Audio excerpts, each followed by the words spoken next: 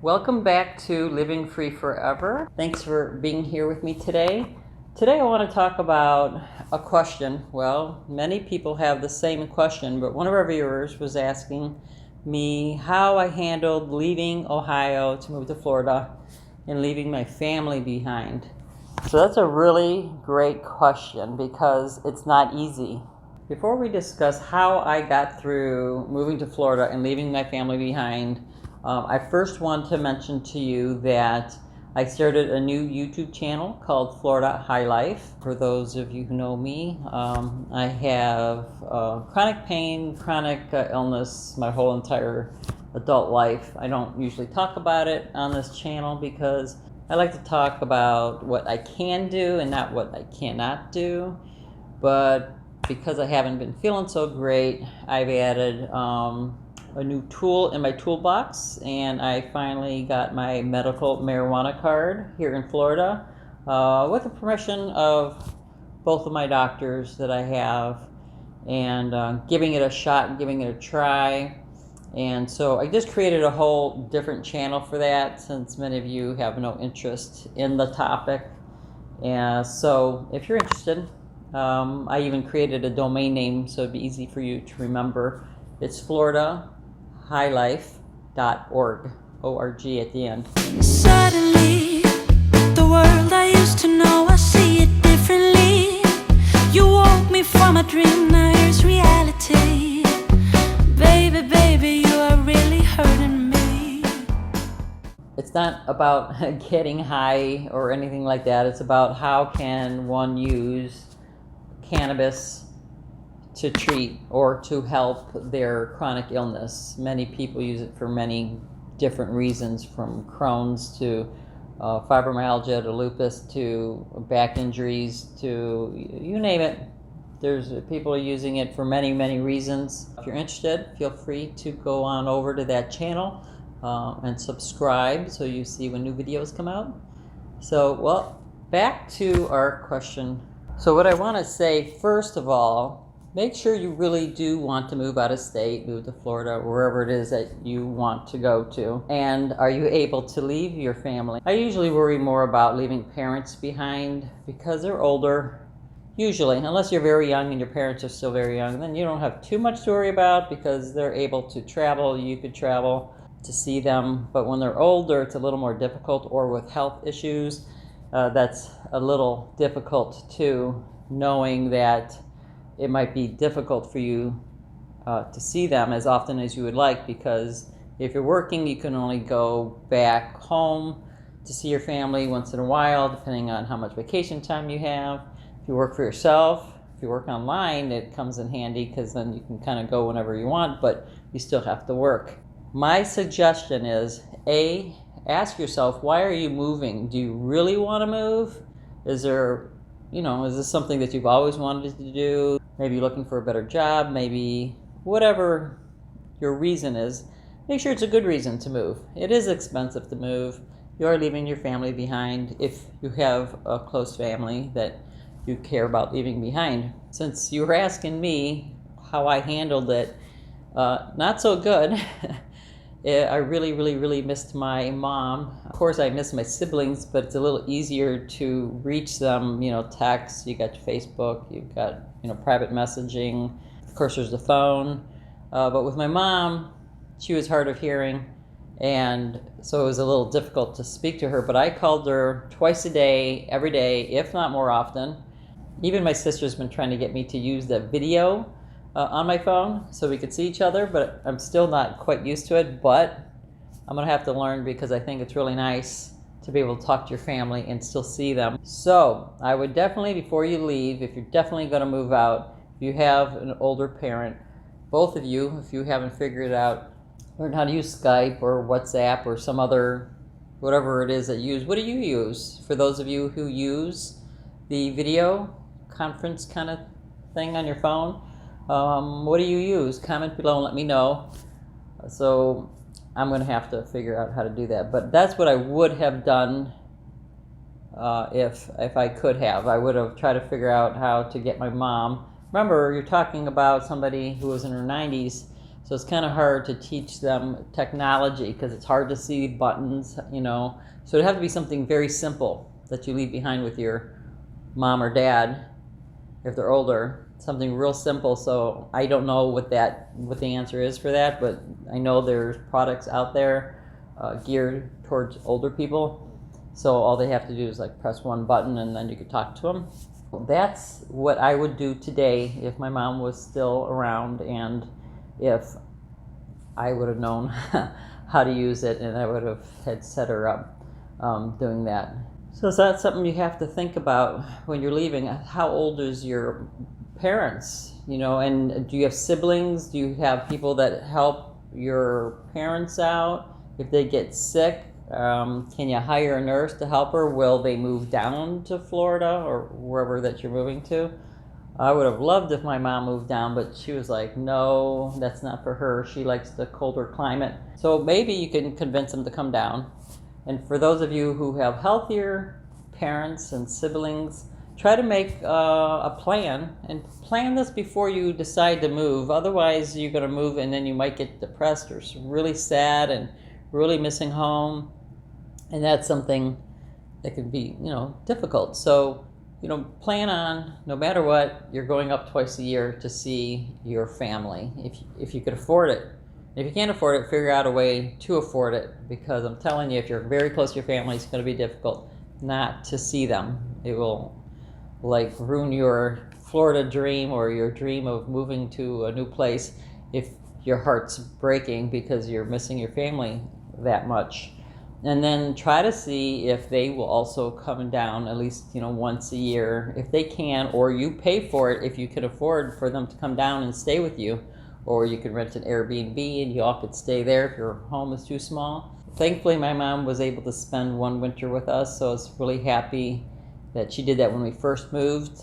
And she did that because if we waited, she would have not been able, one more year, she would have not been able to come down. It would have been too difficult of a trip. Now, as far as siblings go, they're younger. I thought of a good idea and I wanted to share it with my siblings. So if my siblings are watching this now, I'm thinking what would be good, because I still have family up north and I have family down here in Florida, I think would be pretty cool to rent an Airbnb, say in the Carolinas, somewhere halfway, and where we all, you know, one of those big cabins, they could hold a lot of people. So that would be kind of fun. Have like a little weekend vacation, or, you know, 3-day family reunion. I know some of you do family reunions. How do you do it? Do you do it at somebody's house, or do you have an event somewhere else, or a park? I'm thinking it would be nice to have like at least 3 days, being that we're, you know, away from each other. The other thing too is older people like letters. So if they're having a hard time hearing on the phone, I would recommend that you, and this is what I did with my mom once in a while, was send a letter, and I would actually type it and make it really large because she had trouble seeing, so I'd make it bold and large, and then I'd send her artwork the kids did, or pictures, because seeing a picture on a computer or of somebody's phone is hard to see with the glare, and it's small and sometimes it's kind of dark. So send them a nice big 8x10, you know, copy of pictures so they could see. And I'm talking about older folks. But, you know, anybody likes to get mail, you know, snail mail, the old-fashioned way. So think about that. Send postcards, send little letters, pictures in the mail, little maybe magnets that says Florida, just to stay in touch with each other. That's kind of nice. And again, the reason I'm talking about older folks, because it's just a lot easier. You already know how to contact your younger family as long as they're on the internet, because you could easily instant message, send pictures that way. So I'm kind of leaning towards talking about the older people in your family. If you've got grandparents still, aunts, uncles, great aunts and uncles. Besides your family missing you and you missing your family, there's going to be something else that you really, really should think about. Is if you move, do you have anyone to take care of you if you were to get the flu, break a leg, something happens and you need some help, like physical help, someone to get some soup or groceries or whatnot. Because when you're sick and you have family, they come over and they take care of you. What do you need? A bottle of water, some soup, and all that. So if you're moving and you don't know anybody, keep that in mind. If you have cash, you could always hire someone to do things for you, even help you around the house. There's a few apps you could look and just a companion for the day to help you, just grab things if, say, your leg's broken. Of course, we have grocery delivery, which is great. So you can get your groceries delivered. Most places carry out, so you can get food delivered to your home. So that's really nice.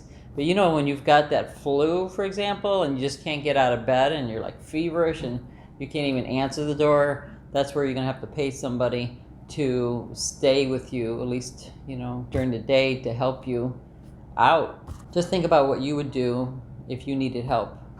Most of the time you could just pay someone to help you out. I always tell people to have more money than you think you'll need. So if you're moving here, on very little, that's, something to worry about.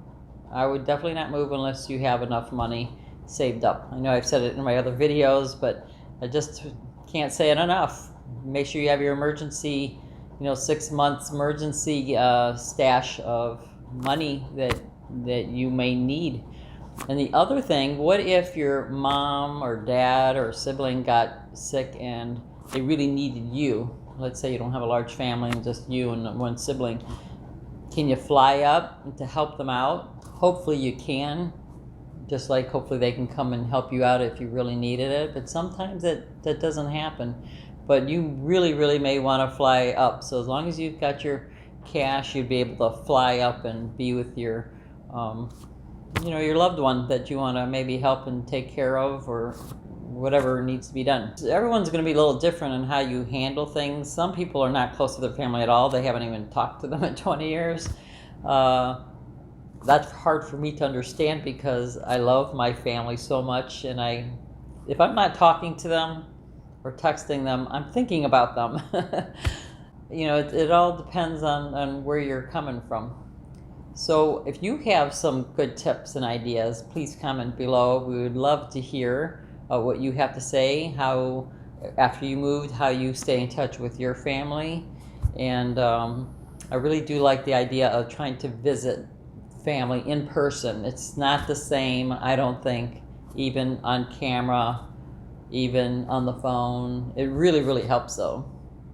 But I really liked going up and seeing my mom and giving her a hug and all that. Now, if you're still torn and you're just like, I don't know if I can leave my parents, you don't have to move to Florida full time. You can get yourself an Airbnb or an extended stay and come for 2 weeks, 4 weeks, depending on how much time you have. Or if you're retired, come for 4 months, 6 months, however long you want, and then go back.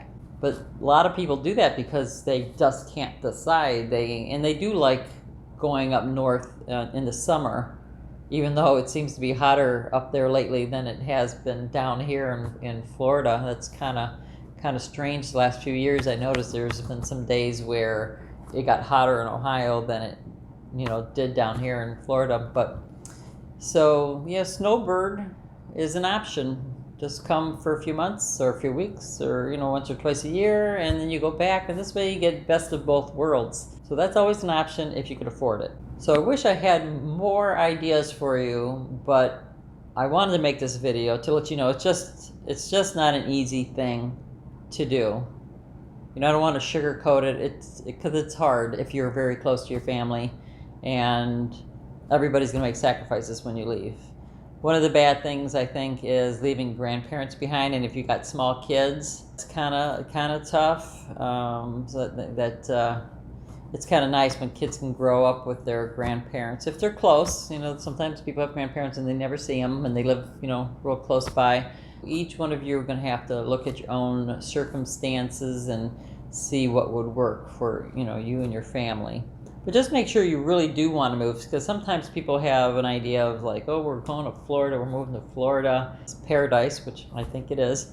But you still have to work. You still got bills to pay. You still got, have to go to the grocery store unless you have it delivered. If you have a question you would like me to answer, maybe I can make a video on it. Thanks for watching. Thumbs up. Please share. Don't forget to subscribe. And most importantly, don't forget to live a passionate life. Suddenly, the world I used to know, I see it differently. You woke me from a dream.